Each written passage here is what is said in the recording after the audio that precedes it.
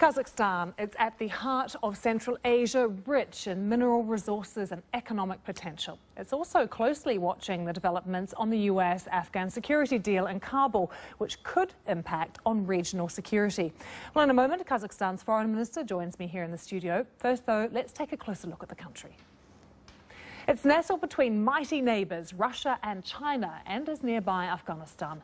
It declared independence in 1991 after the fall of the Soviet Union. Kazakhstan is a country of a relatively small 16.4 million people, but look at it, huge geographically.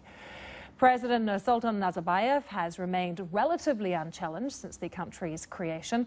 One key question is going to be who will succeed him, with some expecting the president to start to groom a successor this term. But this is a country that is rich in resources, with an abundance of oil, uranium and other minerals. With major foreign investment, economic growth has averaged 8% since 2000, very healthy 8%. Well, with me is the Foreign Minister of Kazakhstan, Erlan Idrissov. Thank you very much for being with us. Do you have concerns for your country, for the entire Central Asian region, after foreign troops withdraw from Afghanistan? We don't have over-pessimistic scenarios for a post-2014 situation. Of course, we understand that Afghanistan is a place which poses lots of challenges and risks. We believe that what the international coalition was doing so far and what it promises to do after 2014 is the right way to take. Kazakhstan believes that there are lots of opportunities to check the situation under control. First of all, opportunities should be given to the Afghani people themselves, and the international coalition and regional countries should play a very positive role in terms of creating a very conducive environment for positive change inside Afghanistan by the Afghans themselves. How worried are you about homegrown extremism at the moment? Kazakh fighters going to Syria, for instance, to fight with the jihadists. This is, frankly speaking, a cultural shock for our nation, because Kazakhstan was considered to be almost immune from this type of things. But the world is changing, and we are part of those very disturbing changes.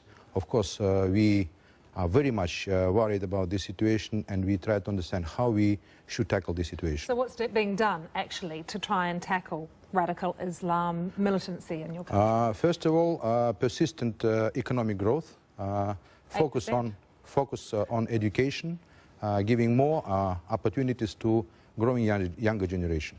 Are you worried at all about the incredible influence now of China? No, China is a great neighbor of Kazakhstan. We like that they grow. We believe that this growth can have positive influence on us too. Do you find, though, you've only been a country since 1992, effectively, that it is difficult to foster your own identity when you've got China on the one side and Russia on the other? Well, let me take you back to ancient history. We are a great ancient nation. We are ancient nomads. Therefore, we have a fantastic, glorious history. Therefore, we are very confident about our future. So the spread of Chinese influence is not something that worries you at all? No, we want to adjust our own growth in such a pattern that it matches with the plans for growth in China, and we both benefit from this growth. So many resources in your country, it's rich in it. Who do you tend to favour, do you think, or who will you favour when it comes to energy deals? Russia, China or the West? First of all, Kazakhs. And then the second rest. of all? And then the rest. And then the rest in any kind of order? On a fair basis. On a fair basis. What about the Russians right now? Are you worried that they're trying to sort of swamp the Kazakh economy in any kind of way? You know, that President Putin is once again trying to establish some kind of regional dominance? No, Russians are our millennial-long neighbors and friends. We don't have any fears about swallowing or swamping.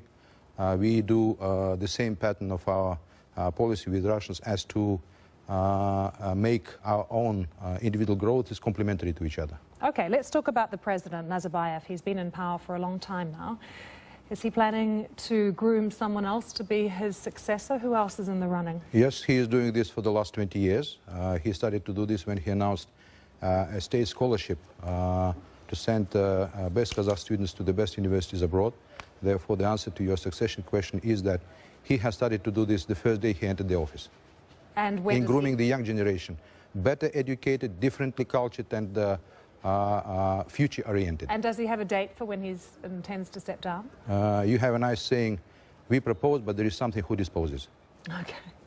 Let's talk about human rights for a bit, because back in 2010, the government told the United Nations that it would not rest until all vestiges of torture have been fully and totally eliminated. And yet we've had a key report from Amnesty, the UN as well, saying security forces are still acting with impunity. Detention centres are rife with torture and terrible conditions. Were these empty words from the government? Let me politely disagree with the report of Amnesty. There are formal reports by the UN bodies, and these reports go contrary to what Amnesty is claiming. What about, though, allowing an independent and international investigation, particularly into what went on in Zhanaozen in December 2011, when people were killed and injured during riots? We were and are extremely open with regard to the Zhanaozen situation and other situations. Our penitentiary system is open for review and cooperation with external partners. But which external partners? Because Navi Pillay has... UN. Well, she would like an independent investigation. There was an independent panel who also visited our penitentiary facilities, and they From made... where? International. It's an international NGO which looks into these issues. I unfortunately forgot the name, but they visited Kazakhstan, I think, about 3 years ago. The UN wasn't involved in that investigation? No, UN was involved. There was a special rapporteur by UN. I think his name was Mr. Novak, and he made a number of reporting, and the situation is not ideal, but it is definitely improving. So what else are you doing then, particularly when we talk about something like killings in detention centres? No, the killings are unfortunate. This is another shock. This was the first and only situation of that violence in Kazakhstan. We have serious doubts that this was instigated by third groups.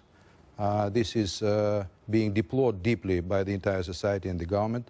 The government immediately reacted in a number of serious steps to rectify the situation and meet the needs of the local population and the workers who were at strike. Okay. Erlan, Idrissov, thank you very much for joining us. My great pleasure. My great pleasure.